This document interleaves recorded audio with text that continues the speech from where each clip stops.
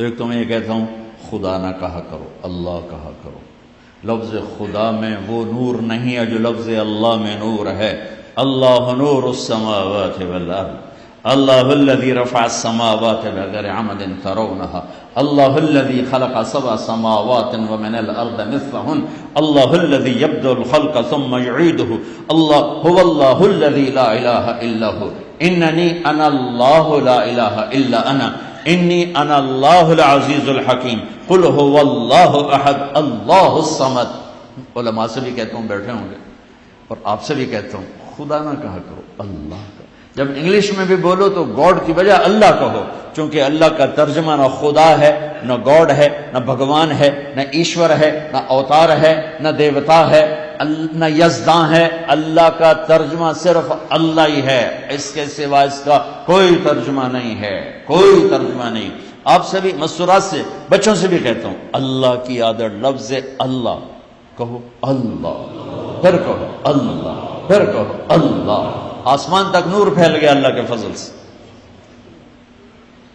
صرف آپ سے ہمارا، یعنی مجھے یہ گلہ ہے، اہل علم سے بھی گلہ ہے کہ بھئی جب میرے رب کا نام موجود ہے اللہ، کیوں خدا کہتے ہو؟ نام کا ترجمہ نہیں ہوتا ہے، نام کو نام سے پکارا جاتا ہے۔ مولانا طارق جمیل ہیں، کبھی کسی نے کہا مولانا رات کو آنے والے، طارق کہتے ہیں رات کو آنے والا۔ کبھی کسی نے کہا جی مولانا رات کو آنے والے کب آئے؟ بھائی میں تو دن میں ہوں، رات کو تو آیا نہیں ہوں۔ یہ کتنی عجیب سی بات ہے نا کہ آپ نام کی ٹرانسلیشن شروع کر دو، مولانا خوبصورت صاحب جمیل، مولانا خوبصورت صاحب، مولانا رات کو آنے والے، اور ایک طارق کا مطلب ہوتا ہے دستک دینے والا۔ جی مولانا دستک دینے والے آپ کب آئے؟ ٹورانٹو میں کب دستک دی آپ نے آ کے؟ یہ کتنی عجب بات ہے۔ نہ علماء میری بات لے رہے ہیں اور نہ عوام لے رہے ہیں، الٹا مجھے خط لکھتے ہیں۔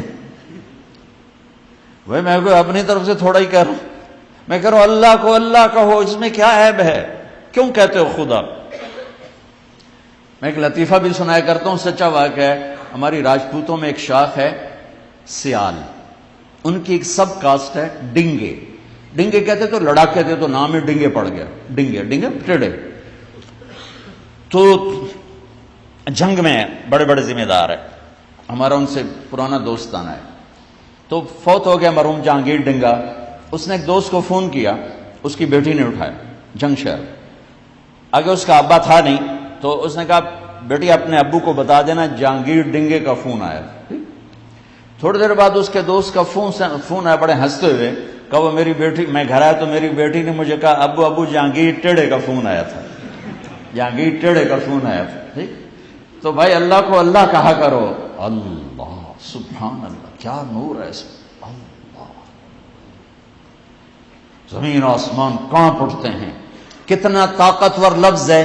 میرے نبی نے فرمایا جب تک اس دھرتی پر ایک انسان اللہ کہنے والا ہوگا قیامت نہیں آئے گی۔ ایک انسان، صرف اللہ، لا الہ الا اللہ نہیں، صرف اللہ کہنے والا جب تک ایک انسان ہوگا زمین آسمان رکے رہیں گے۔ تو ہر مسلمان مرد عورت کی پہلی بنیاد ہے لا الہ الا اللہ، کہ یا اللہ تو معبود ہے، میں تیرا بندہ ہوں، میں نے تیری مان کے چلنا ہے۔ کیسے مانوں؟ تو اللہ کہتا ہے یہ میرا محبوب محمد مصطفیٰ صلی اللہ علیہ وسلم ہے، ان کے پیچھے چل، ان کے پیچھے، ان کے ہاتھوں میں ہاتھ دے دے، اللہ سے ملا دیں گے۔ ایک بدو آیا، کہنے لگا اے محمد، آپ نے کہا جی، آپ کو کوئی کتنا ہی بدتمیزی سے بلاتا تھا، کبھی ناراض تھی، مسکرا کے ملتے تھے، ما حیام، ہاں ہاں اے محمد، بدتمیزی کا بول ہے، ایکم محمد، کون ہے محمد؟ تو آگے آپ کہتے کیسے بدتمیز ہو؟ کہا میں ہوں محمد۔ ایکم ابن عبد المطلب، تم میں کون ہے عبد المطلب کا بیٹا؟ انا ابن عبد المطلب، میں ہوں عبد المطلب کا بیٹا۔ کیا اخلاق میرے نبی لے کر آئے۔ وہ کہنے لگا تیری تین باتیں بڑی عجیب ہیں۔ آپ نے کہا کیا؟ تو تم کہتے ہو ہم اپنا دین چھوڑ کے تیرے دین پہ آ جائیں گے۔ یہ کہ ہم کیوں کریں ایسا؟ تو تم کہتے ہو روم، ایران سب فتح ہو جائیں گے۔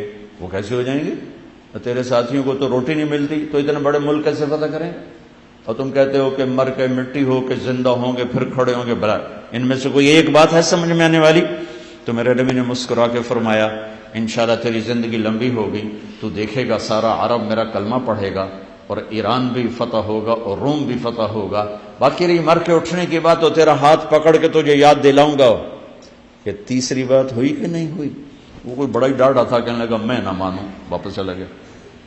جب مکہ فتح ہوا سارے عرب نے کلمہ پڑھ لیا، کہنے لگا بھائی پہلی غلط ہو گئی۔ جب ایران بھی فتح ہوا، روم بھی فتح ہوا، کہنے لگا دوئی بھی ہوگی تری بھی ہو ہی جانی ہے، بھلیا لوگ کا کلمہ پڑھ لیں۔ وہ کہنے لگا پہلی بھی ہو گئی، دوسری بھی ہو گئی، تیسری بھی ہو ہی جائے گی، تو مسلمان ہو کے مدینے شفٹ ہو گیا۔ عمر کے زمانے، عمر رضی اللہ عنہ کے زمانے، عمر رضی اللہ عنہ اس کو پروٹوکول دیتے، فل پروٹوکول۔ تو لوگ حیران ہوتے ایک دیہاتی اس کو اتنا پروٹوکول عمر کیوں دیتے ہیں؟ تو ایک دن حضرت عمر نے فرمایا میں تمہیں بتاؤں میں اس کو یہ عزت کیوں دیتا ہوں؟ اس کے لیے کھڑے ہو جاتے تھے کہ اس محفل میں بھی موجود تھا جس دن یہ آیا تھا اور اس نے سوال کیے تھے، تو میرے نبی نے فرمایا تھا کہ آخرت میں تیرا ہاتھ پکڑ کے تجھے یاد دلاؤں گا کہ تیسری بات ہوگی کہ نہیں، اور اس دن جس کا ہاتھ میرے نبی نے پکڑ لیا جنت میں پہنچانے سے پہلے نہیں چھوڑیں، لہذا میں اس کو پروٹوکول دیتا ہوں۔ یہ گرانٹ کیا ہے، اس کی گارنٹی ہو چکی ہے، یہ پکا جنتی ہے، اس کا ہاتھ میرے نبی نے پکڑنا ہے۔ میرے بھائیو، ٹورانٹو میں رہو، مدینے میں رہو، لاہور میں رہو، دلی میں رہو، اپنے ہاتھ چھڑا کر اپنے حبیب کے ہاتھوں میں دے دو۔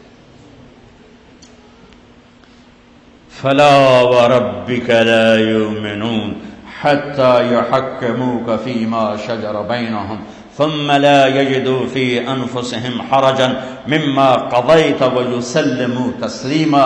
یہ قرآن کی پہلی قسم ہے سورہ نساء اور آخری قسم ہے والعصر، اور یہ قرآن کی سب سے خوبصورت قسم ہے، سب سے خوبصورت قسم۔ انداز بڑا عجیب ہے۔ اللہ یوں کہنا چاہتا ہے کہ جب تک میرے حبیب آپ کے نہیں مانیں گے میں قبول نہیں کروں گا، چاہے قریشی ہو چاہے ہاشمی ہو۔ ابو لہب ہاشمی نہیں تھا، ابو لہب قریشی نہیں تھا، ابو لہب عربی نہیں تھا، اللہ نے کہا تبت یدا ابی لہب وتب۔ اور بلال کون سا ہاشمی ہے، بلال کون سا قریشی ہے، بلال کون سا عرب ہے؟ تو میرے نبی نے فرمایا بلال جب میں جنت میں جاؤں گا تو میری سواری کی لگام بلال کے ہاتھ میں ہوگی، میرے آگے آگے بلال چلے گا۔